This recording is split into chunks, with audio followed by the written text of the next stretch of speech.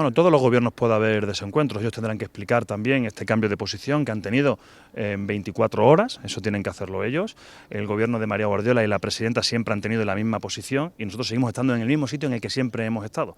Por lo tanto, quien ha cambiado de posición es quien tendrá que dar las explicaciones. Lo que sí que tenemos claro, que nosotros no nos vamos a arrodillar a las imposiciones de Madrid. Eso lo dijimos ayer y lo repetimos. Por mucho que vengan de Bambú las imposiciones y por mucho que vengan de la sede nacional de otro partido las decisiones, aquí hay un gobierno libre y autónomo que va a seguir con la hoja de ruta que es el interés general de todos los extremeños.